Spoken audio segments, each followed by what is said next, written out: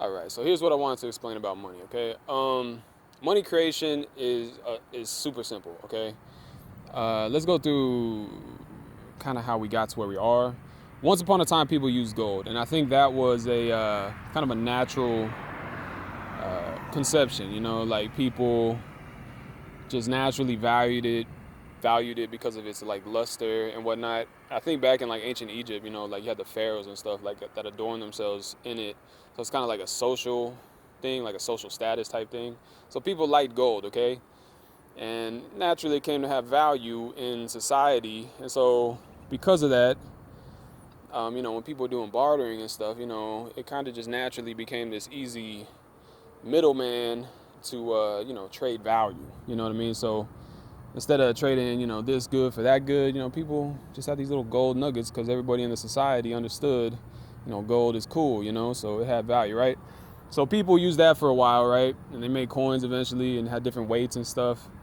And then banking came around, okay, where people would bring their gold to these banks. The bank would give them a receipt, a paper receipt that said that they could come back whenever, and it might be literally whenever they wanted, or maybe after a certain amount of time. But these receipts, people started trading with them as paper money, and eventually people got so used to that they just started trading with this paper, and they called that money. And the truth is, the only reason people were trading with that paper is because it supposedly could be redeemed for gold. But eventually, they just started trading this paper so much that they just took away the gold. And this actually happened in like 1970 in America. They took the dollar off the gold standard, and it just became a fiat currency. So it's just paper. And then they started just doing it on computers, where they just like created money digitally. And so money is just like this.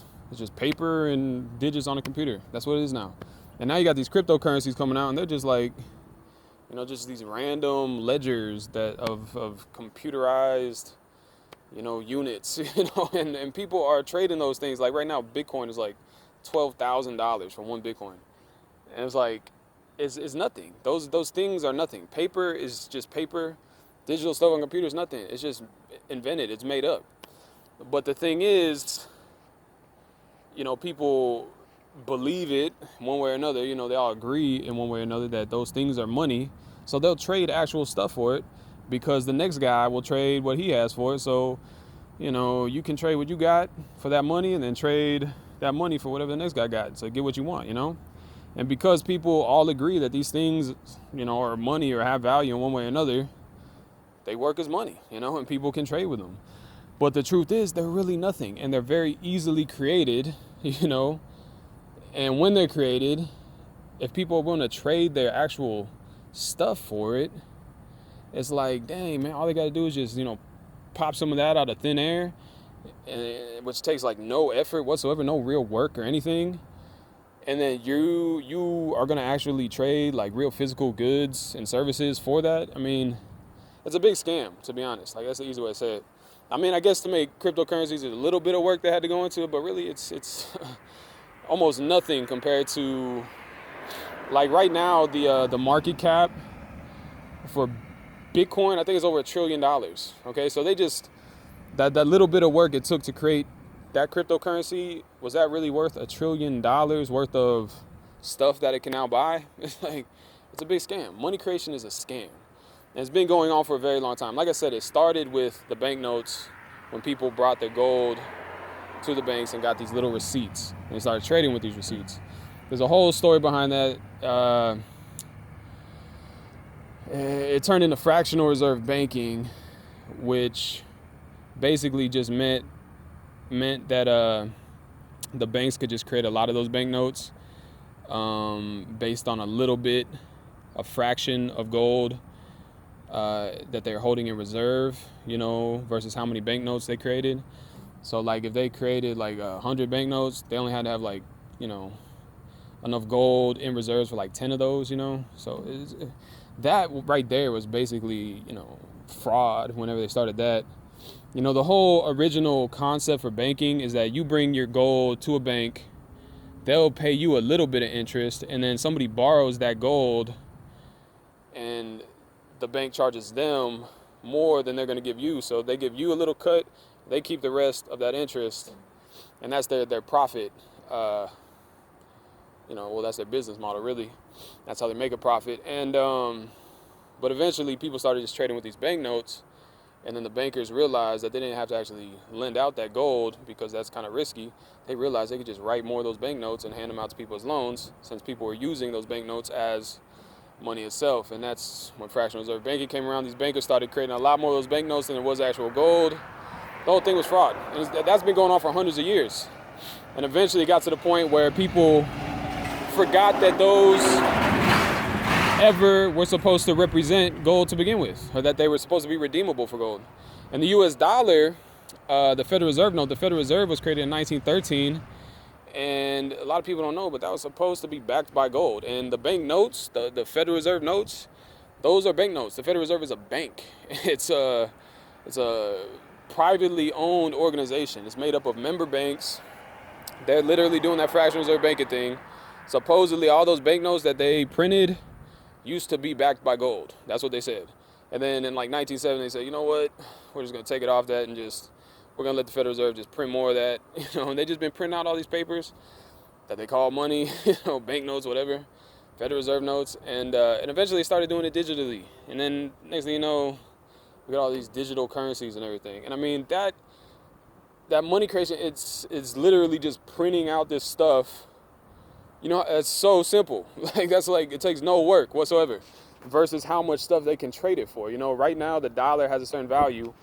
You could print out $1 million bill in 1 second, you know what I mean? And go trade it for a freaking mansion. It's like 1 second of work versus like a year of work from like a whole freaking crew of, skilled laborers. You know what I mean? Like, it's clearly, it's a scam, dude. And it goes further, actually. And it's actually what I was explaining to my friend last night.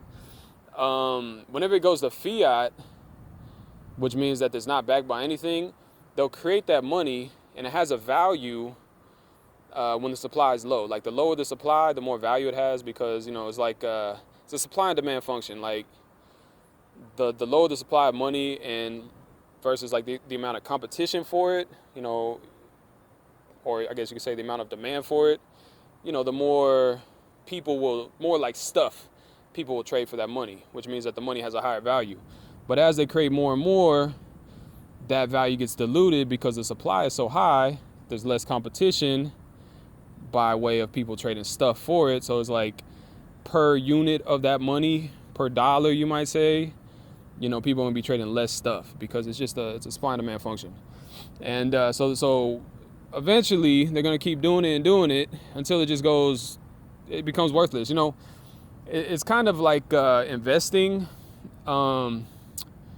If you invest in stocks or something, you want to invest in a stock, you want to get in early while the value is kind of low, and you want the value to go up. You want the company to grow, and you want the value of that stock that you're holding on to go up. And then you sell it after it goes up. But if you're holding on to money and the value starts going down, like, it's just like a stock. If the stock price starts going down, you want to sell that before it goes down. You don't want to lose, that value of that, asset, of your own net worth. But I mean, if the asset is losing value, you want to get rid of it because you're holding on to a sinking ship, It's a depreciating asset. And so if the money's losing value because people keep printing it, eventually people are going to say, you know what, get this out of my hands. They're going to just dump it. And that means that there will be a decreasing demand plus an increasing supply, which will totally just cause like a freaking nosedive of the value. And when that happens, one thing that is relevant is any debts that people have accrued, or even the government. The government right now in the United States is like $26 trillion in debt. It can be paid back very easily because that money is so worthless. Whenever the value is high and you let's say you go to a bank, the bank does the fractional reserve banking, creates money, puts it in your hands, you go to the market, buy a house with it, okay, while the value is high. Later on, the value of that dollar crashes. Let's say you borrow $1 million, you buy a nice house, right? If the value of that dollar crashes to where, now $1 million can only buy like a pair of shoes or something, that means to get $1 million back, to pay back that $1 million loan you took out, all you got to do is trade a pair of shoes. So you bought a house with that $1 million, but then the dollar crashed, and all he had to give back was a pair of shoes to get the $1 million back and pay back that loan. You see what I'm saying? And so that's what happens on a large scale. So you got the government right now borrowing all this money, $26 trillion of debt, and it's acting like it just don't care. Why don't it care? Because I think a lot of people in government know that eventually when the dollar crashes, 26 trillion, even 100 trillion, ain't gonna be hard to pay back because it's gonna be so worthless. All they have to trade to get that much money to pay back is almost nothing compared to what they bought with it. And so this is a process that occurs. Here comes the car, hold on. So this is a process that has occurred many times throughout history in different countries. A money, a type of currencies will be created, a fiat currency. It'll be, it can just be printed literally, and it can go into the hands of whoever prints it. Maybe the government just prints money and then spends it, and that's the same thing. Like I said, it's just money creation, and it takes nothing to create that, and then they go trade it for actual stuff. And that's like robbery almost. It's a big scam. But also, even if it's like fractional reserve banking where it's borrowed and supposed to be paid back eventually, like I said, whenever there's a low supply, it can buy a lot. Later on, if they keep doing that, buy, accruing debt to the point that they just created so much money that the value of that currency crashes, they only have to trade back a little bit to pay it back, that whole thing. They could do that. So if they accrue debt, whatever, then when it crashes, they can pay it back easily. And then they'll do that, and then they'll just create another currency the same way and start that whole cycle over again. Buy stuff while it has a high value, trade that currency that they just created easily out of thin air, not out of thin air, but without any real effort or any real work or anything. All they gotta do is print it or create it on a computer or something. But they'll do it again. They'll just create a new currency, bring it to the market, trade it for real stuff while it has a high value, and keep doing it until eventually it loses value again, and then they're gonna pay back all that debt, whatever, and then they'll just do it again. It's constant robbery. They've been doing this forever. Like, it's constant freaking robbery. And that's just what they do with these monies, these fiat currencies. They just create them, trade them for real stuff while they have a high value. And even if it's fractional reserve banking or something like that, it's borrowed, whatever, it's supposed to be paid back eventually.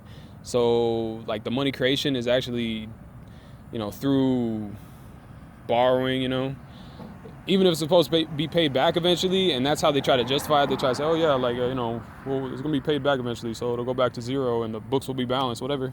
It doesn't matter, because if you do it to the point that the whole currency becomes worthless, but you bought stuff while it had a high value, it's robbery, dude. The whole thing is a big scam. That's really what it is.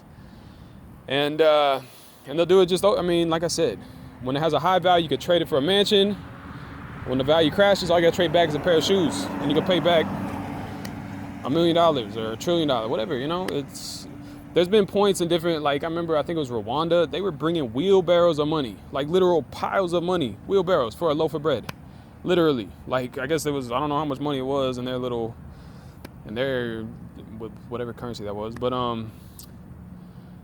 it got worthless. It got to the point that you could only trade a loaf of bread for that much money. So once upon a time, I bet that wheelbarrow worth full of money could have bought a whole lot when the value was high, and then eventually went to nothing.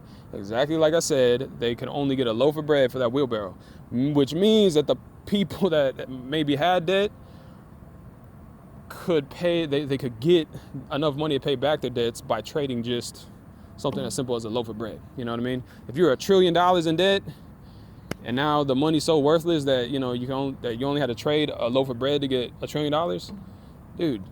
But you were smart enough, I guess you could say smart enough, but you might have been maybe tricky enough, scammy enough, whatever, to borrow that trillion while it had a high value and buy a whole bunch of stuff with it, like real assets that actually are worth something, appreciating assets, whatever, something like that. If you did that, waited till the value went down, and then just traded back a loaf of bread to pay that back, dude, you're an investing genius. And I guess I just explained that to you. So, that's really what money is. Money's just another type of asset. And actually, one of the real way that I kind of learned this was I was going to invest in cryptocurrency a couple years ago, And like I just felt uncomfortable. Like everybody said, the Bitcoin was gonna go up in value, and I'm like, but why? Like I didn't really understand why.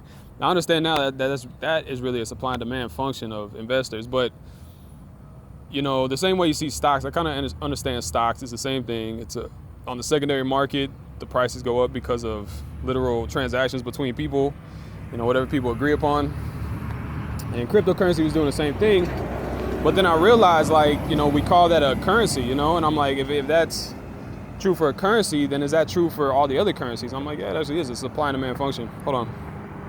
So anyway, yeah, I kind of realized that, the cryptocurrencies were being traded like stocks, and I understood kind of how that worked. And then I realized it's applicable for money altogether. It's an asset. It has a changing value depending on supply and demand function and stuff like that. And everything in the economy, has a value based on what somebody else will trade for it. Like, we quite often price goods in the economy based on how many dollars people will trade for whatever good.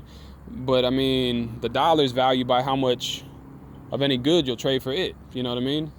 In the same way, you can value any good based on how much of another good you'll trade for it. And that has to do with people personally too, Like some people will pay a lot of money for one thing and other people won't. A lot of people won't even buy it at all, It's kind of a personal thing, but generally, there's a market, and there's a lot of people that probably want whatever good it is, and we can get a rough idea of the value of different things. But that all comes from a supply and demand function. If there's a big supply, only so much demand for it, then people aren't gonna, they can go. They have options of where to go to get whatever that is. If it's the opposite, it's a big demand, a low supply, and people are competing for it, so they'll make bigger offers for it. And we make offers in the form of money and dollars usually in America, but also you can do bartering. It could be any currency. It could be it's competition. It's trading, and you compete by making offers of whatever it is you have of value. That's all the economy really is. It's trading, making offers of what you have of value, people either accepting or declining that offer, and there's competition, different people offering different stuff, different amounts of stuff. And eventually, you and whoever else you're trading with will come to an agreement, and there you go. You just made some exchange, and that's what you see on like a stock market. When you see the price of a stock change, those are just deals that two parties made with each other. That's the changing price that you see. They agreed to buy this many shares for this price each. And that's what you see. And that's the whole economy, though. It's trading. And, really, the only reason money, as we know it has value, is because people think it does. And they're willing to trade stuff for it. Money really is nothing. It's paper. It's just made up. And they'll make it up, and people believe it has value. I mean, and you're getting robbed. I mean, one way or another, you're kind of getting robbed. And that's something I think we need to figure out. We need to, figure out how to make a stable currency. Gold, has been tried and tested. It's been around for a while, but right now I think the problem with gold is certain people have already basically got their hands on pretty much the whole supply. So really, if people started trading with that again, right now there's a low supply that's actually available. If if people start trying to use that as money again, that would be an increase in the demand with a small supply, which would make the value go out the roof. And then the people that are holding on to the big hoard of it, they'll be rewarded with that high value. They'll be able to trade their big hoard at a higher value. And, that's another scam right there. But, we got different cryptocurrencies coming out and stuff like that. I think there should be a lot of different monies that people can use, different competition for different monies. Competing for people's business, because the higher the demand for those monies, the higher the value will get. So there should be competition. People are creating these cryptocurrencies, and they have different parameters and stuff, like how they are managed and stuff like that. And I think there should be competition to create better money, and eventually we'll hopefully come up with some good stuff that doesn't necessarily lose value or whatever. That's hopefully not so much a scam.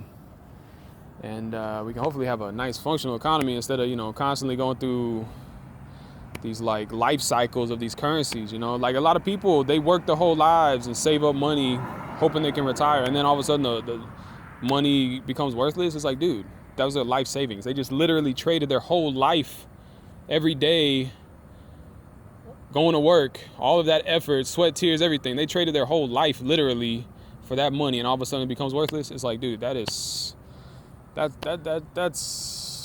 terrible. That's like the crime of the century, dude, if not the millennium. You know what I mean? That should be majorly punishable. And the people that are in charge of the money, I think a lot of them know. These politicians and stuff, they understand that. A lot of economists should understand this. I think a lot of these economists are actually crooked and they don't want to talk about it, but we've already seen that in history. It's like, if they want to deny history, like, I don't know what to tell you, but it is what it is, man. There's been plenty of currencies that have fallen into nothing.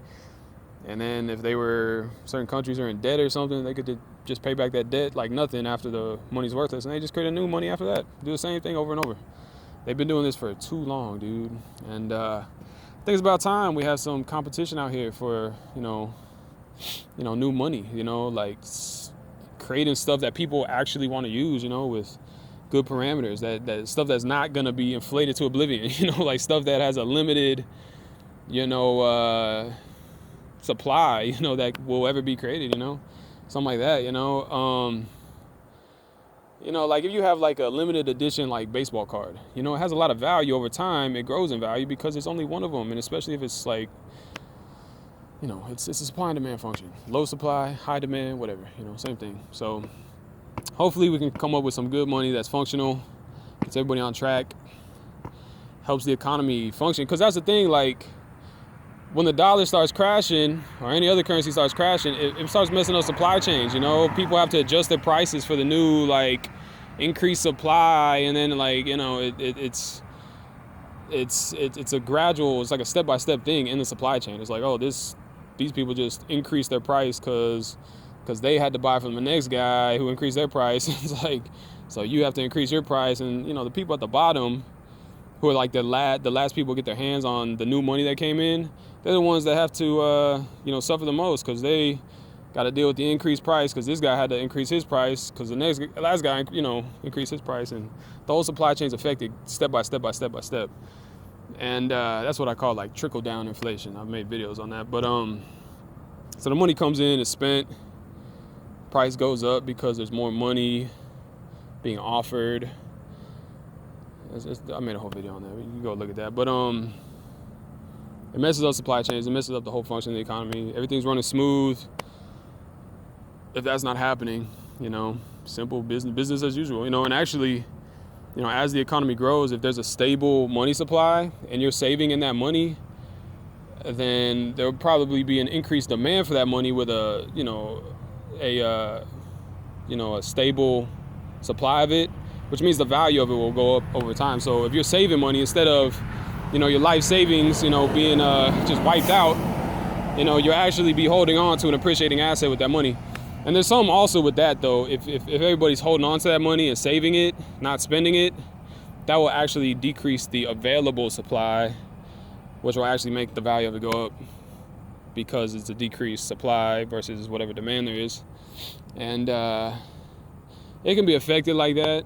But I think, people will spend money as they choose. And I don't think there's any time really where, like everybody just decides to, either spend the money or hold on to it, or it'll affect it all abruptly or anything. But it can't affect it like that. But with that being said, man, that's just some, like, I guess, dynamics of money. But also just that money creation, bro. It's such a scam, dude. These people are just creating it, spending it while it has value, trading for real stuff. And then when it goes to nothing, that's when they trade a little bit of something for it and pay it back. And it's like, oh my gosh. And then they create a whole new currency and do it again. And do the same thing, do it again. They've been doing it. It's such an it's the oldest trick in the book. It's been going on for literally like I think at least a couple centuries. Like, it's been going on for a while. And I think we're at a point where we have, these cryptocurrencies, new technology. We can put different parameters and stuff, and we can have a market for different types of currencies that people can use. And a free market with competition for different, better products. Hopefully people will find something they like, and that can actually keep the economy moving how it should. That's my dream right there, you know. Get the economy moving how it should, you know. And simple stuff though, simple stuff. Anyway, you know, that the reason that that's so important to me is because that'll lead to so much progress. Like really, the thing with our economy, we've been having this monetary issue, and we've had like the rug swept out from under us like so many times. It's just messed up these supply chains, and it's just like stifled progress. It's like, dude, that never needed to happen at all. If we had stable money the whole time, that wouldn't have happened, and we would have had steady, like exponential growth with like technology and stuff. And I mean, I want to see mankind flourish, and I know that that's so essential to see mankind flourish, to have, you know, stable money to allow the supply chains to function as they should, to allow the whole economy to function as it should. And we would have been a lot further had we not had the rug swept out from under us with this whole, you know, monetary BS, whatever, you know, there's these currency life cycles and whatever, inflation and, you know, whatever, running these currencies into the ground or whatever, and then doing it again over and over. And that's how so many people, you know, are like so disproportionately wealthy, you know, because they took advantage of that. And I can't even blame some of them. Some of them are just like, hey, they figured it out, like it worked, you know. It's the system, man. It's messed up, and that's why we have to create better currencies to, you know, fix that, to have it work properly, have the whole economy work properly, which will allow nice, steady, exponential growth, which will allow mankind to achieve so much more. You know, it's really messed up, man. There's a lot more to it, man. A lot of people are suffering. You know, they're, like I said, that kind of trickle down inflation. It hits the people at the bottom of that kind of like food chain the worst, because they have to deal with all these, you know, higher prices, you know, getting the same wages they're getting, and eventually they have to like demand higher wages. They have to go on strike or something to demand higher wages, just because, you know, the freaking currency was inflated and all the prices are inflated or whatnot. You know, the people at the top who are getting all that money or whatever, spending it, they're living it up, you know. The money's just created and they're spending it and trading it for real stuff that all these people at the bottom are working their butts off to create, you know. And it's a really, that's where a lot of the disparity in the economy comes from. And you know, that's part of it too. That's part of it because I want to see a lot of those people at the bottom have real opportunity to really like fully reach their like highest potential. You know what I mean? Like a lot of those people that are just working these crappy jobs, they could be like genius scientists or something, or artists that create amazing music or movies or literature or something. You know, they could be doing something that's really like special, but instead they're just down here working like slave labor jobs and stuff. It's like, dude, come on.